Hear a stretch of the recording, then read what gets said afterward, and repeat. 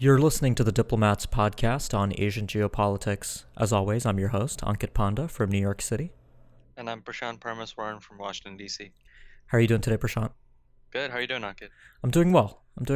And I guess on this episode, let's take a bit of a turn from our last discussion on Pakistan and go back to something of an old topic on this podcast that we used to talk about a lot in the early days of the show, about 150 episodes ago, which was the East China Sea. I don't think we've done a dedicated episode on security issues in the East China Sea in a long time. I think the last time we did one was maybe 2016 when things heated up a bit.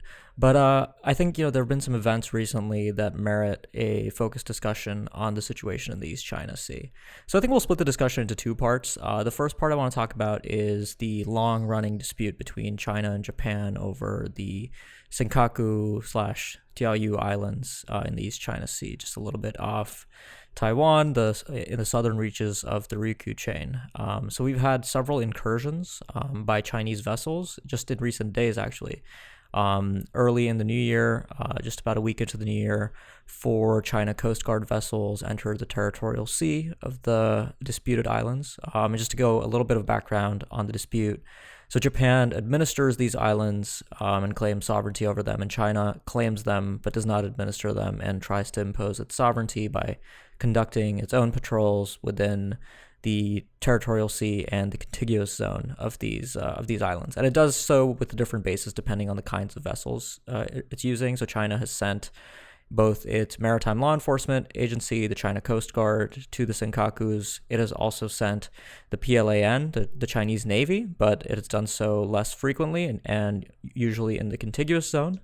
And also it has dispatched civilian trawlers with sometimes protection by the CCG to conduct fishing activities, again, an exercise of sovereignty in this disputed area.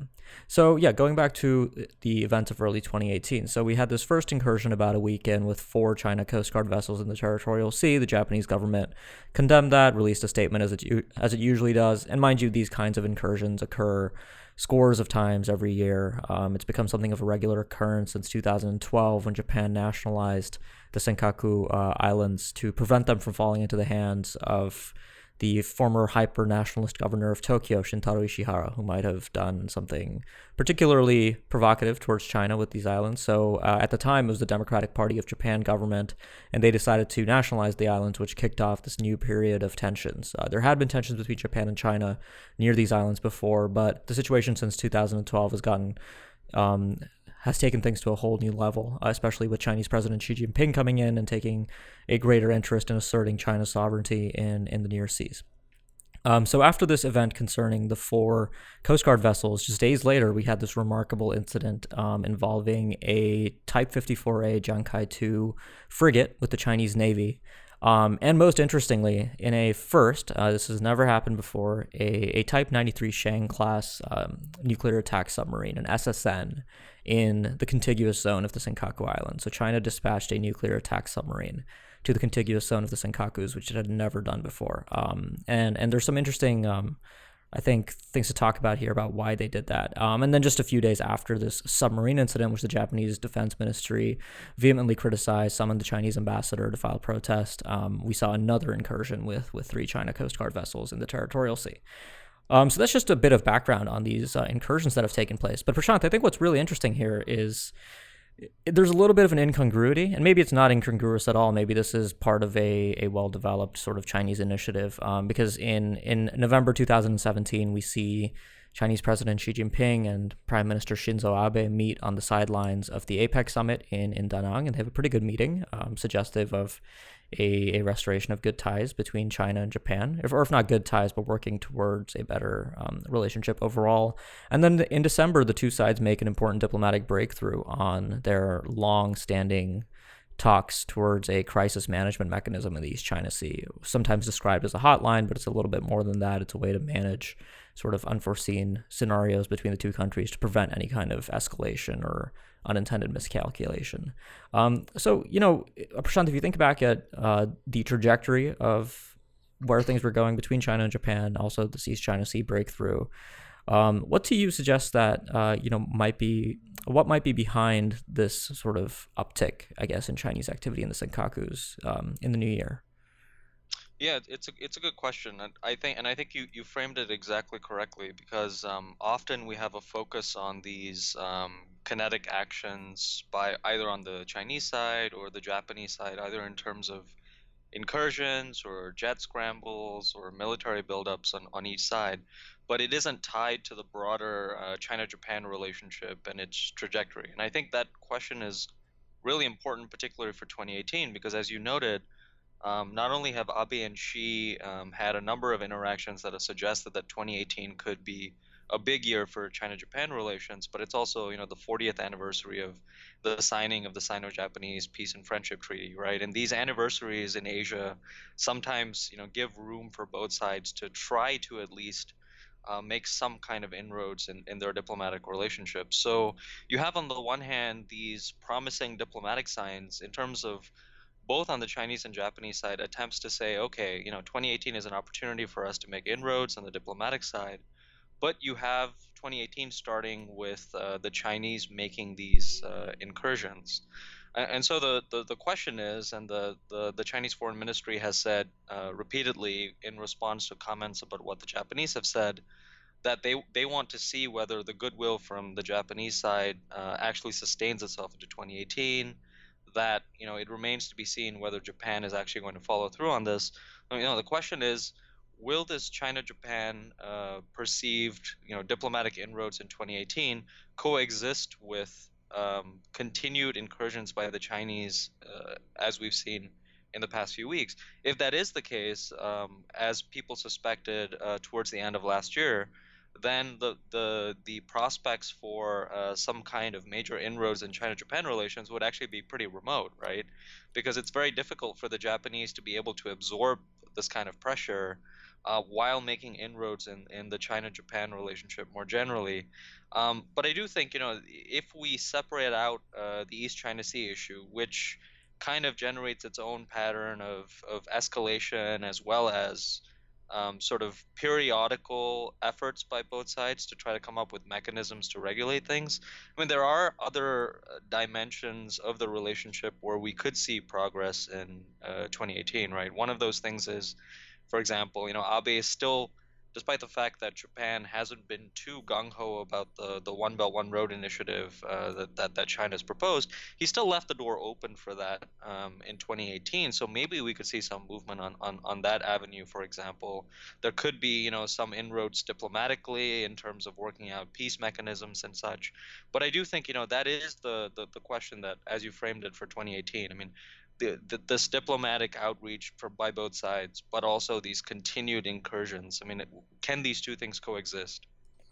Right, right. I think that's a good way to frame it. I think there's sort of at least what I've been thinking about is this something explained on sort of a comprehensive geopolitical level as a Chinese attempt to sort of recalibrate the terms of engagement with Japan? Because I think we've seen that happen before, specifically with the East China Sea. There have been periods of incredibly intense activity, right? I'm thinking of late 2013 when China declared its air defense identification zone in the East China Sea, followed by 2014, which was an incredibly busy year in the East China Sea as China was building its artificial islands in the South China Sea. We also observed this pattern that analysts talk about sometimes of Chinese activity sort of waxing and waning between the two seas, depending on what Beijing is pursuing. And obviously, as we've discussed on this podcast, the South China Sea has been comparatively quiet to what it was like in 2015 and 2016, certainly the first half of that year. I mean, there's also other dynamics here. I mean, we're seeing this incursion take place after Japan has become a vocal proponent of this Indo-Pacific concept that the Trump administration is putting forward. We've also seen the 19th Party Congress end, potentially leading to some shifts in Chinese foreign policy, though I think the jury's still out on just how far we're actually going to observe changes. There's also this really interesting angle that I didn't really see mentioned in many places, but I think the Financial Times picked up on it, which was that the International Hydrographic Organization, which charts sort of undersea topography, granted a bunch of names to the Japanese in the East China Sea, and they gave more sort of named features to Japan than they did to China, which I think the Financial Times was speculating was partly behind this sort of submarine incursion, right? It was sort of an attempt by China potentially to assert a degree of undersea sovereignty if this Right. sort of IHO determination was made in, I believe, early January or maybe late December. But it seems to be one of the more proximal causes of this activity, because I think the submarine as a tool here is worth consideration. China has used a range of assets in the East China Sea, everything from fighters to drones to surface vessels, but it's never used a submarine before. And obviously that introduces a new domain into this whole idea. And the East China Sea, Japan and China have other issues outside of the Senkaku, right? They're trying to delineate the equidistant line between their two countries, which has been a difficult process. They've had a joint agreement since 2008 on resource exploration, which the Japanese claim China has not honored by sort of drilling into underwater oil fields that span both sides of that line using a bunch of oil rigs. So I think this undersea dimension here merits a little bit more consideration, and potentially, we'll see more submarines make their appearances in the East China Sea, especially as the PLAN grows more confident, right? We've seen Type 93 submarines, for example, engage in expeditionary operations in the Indian Ocean. So I think the East China Sea might, turn into a regular zone now for Chinese submarines in some way. Yeah, and I think you're right to pay attention to the kinds of assets that the Chinese are deploying, because as we've seen in the East China Sea and also the South China Sea, the Chinese are very careful about how they calibrate the use of various assets in these waters. And usually it tends to be calibrated in a way that what they're trying to do with each incursion or set of incursions is to try to normalize or regularize particular kinds of behavior, right, in a very incremental fashion. So, the submarine use is significant in that aspect. I think one other aspect that you touched on that's really important is, in addition to the Party Congress in China, you have two leaders in Abe and Xi who are going to be around for a number of years after this. So it really is an important relationship to watch, not just in terms of the China-Japan relationship, but Abe and Xi as well. I mean, both these leaders have now strengthened their position domestically following 2017. And in 2018, I mean, with all these changing regional dynamics, right, you have, as you mentioned correctly, I mean, the Trump administration's Indo-Pacific strategy. You have, the 40th anniversary between the two sides, China and Japan. But you also have, the other thing that we've been talking about this podcast a lot, which is the tensions in with respect to North Korea, and the prospect of potentially, this trilateral leaders summit that's going to be held this year, and also, potentially a return to talks with North Korea. So there, this relationship is taking place within the context of, a huge amount of regional flux, which I think will make it exciting to watch in 2018. Absolutely. So while we're talking about the East China Sea, I do want to address this oil spill that we saw just about 12 days ago, almost 2 weeks ago. So just by way of background, an Iranian tanker carrying refined oil sank in the East China Sea after colliding with a freighter. This happened about in the first week of January, towards the end. We don't have an exact locational data. It seems to have happened closer to the Chinese coast than to Japan's waters. It was carrying about 136,000 tons of fuel oil, which ended up catching fire, and we saw some remarkable pictures of that in the press. And most of the reporting, I think, came from Chinese sources initially. So the ship is sunk completely. The crew is presumed to have been entirely lost, comprised of 30 Iranians, 2 Bangladeshis, all believed to be dead now. But this, I think, portends potentially a major environmental disaster in the East China Sea, and we might start seeing it spill over into Japan's exclusive economic zone. I believe some of the geographic information I saw about the location of the spill indicated that it was about 200 miles off the Okinawa coast, which is suggestive of the fact that it would probably end up in Japan's 200 nautical mile exclusive economic zone, bringing the Japan Coast Guard into this, potentially adding a bit more transparency to the location and the circumstances of this spill. But yeah, I mean, this is no doubt a major tragedy, both on a human level and an environmental level in the East China Sea, Prashant. But do you see sort of any scope here for any kind of productive collaboration between China and Japan. I mean, this is a situation that we haven't really seen recently in the East China Sea. The U.S. Navy played somewhat of a role in assisting in search and rescue here.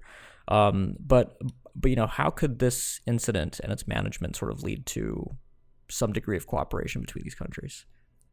Yeah, I mean, I think I'm glad we're discussing this element of it too, because I think with both the East China Sea and the South China Sea, often we do talk a lot about the security dynamics, but these crises do demonstrate that there is a huge environmental angle to this, right? Like whether it's in terms of the pollutants of the surrounding waters, but also, the things that we've been hearing about in media reports, which is, what are the effects on the environment, the effects on fishery stocks. So this is a really important question and angle that we're addressing here. And I do think you're right to ask the question, what does this mean for broader cooperation? Because often when we see environmental incidents like this, it really does reinforce the importance of cooperation in terms of environmental management, but also needing these various countries, including China and Japan, to have the proper protocols and communications mechanisms in place and the commensurate trust, at least of a certain level, to be able to jointly manage these issues in spite of disputes that they may have. And China and Japan have been discussing various communications mechanisms, and obviously the pace of that development has been much slower than the tensions that have occurred between them and the existing incursions. I mean, one hopes that this kind of incident will reinforce the need for additional cooperation. But I suspect, I mean, just to compare this with other situations, whether it's the Indian Ocean tsunami or whether it's previous events we've seen in the South China Sea involving ship vessel incidents, right? I didn't sense that there was, I sensed that there was a lot more uncertainty about the capabilities of various states as well as the communication protocols in place than some of these other disasters previously. And I think, that's quite worrying. There have been some media reports about the capabilities that both sides have, and there was even uncertainty about the access to technology that they had in this realm. So I'm not sure what this means for cooperation going forward, but I certainly hope that it reinforces the need for that cooperation to occur. Absolutely. Well, I think let's leave things there for this week. I think Mhm. we'll definitely be revisiting the East China Sea because I don't think these disputes are going anywhere. But I was glad to have a dedicated discussion with you about some of the issues we've seen here recently. Sounds good. So for our listeners, definitely stay up to speed with the podcast by subscribing if you haven't done so already. If you have been a subscriber for a while or if you've been listening for a while and you like what you hear, do leave us a review on iTunes. That really helps get the word out about the show. And if there's anything you'd like us to treat on the podcast that you haven't seen in an episode on a while, definitely reach out to either Prashant or me on over the internet. Twitter, email is fine, and we'd be happy to consider it for future inclusion. Thanks a lot for listening, and we'll be back next week with more.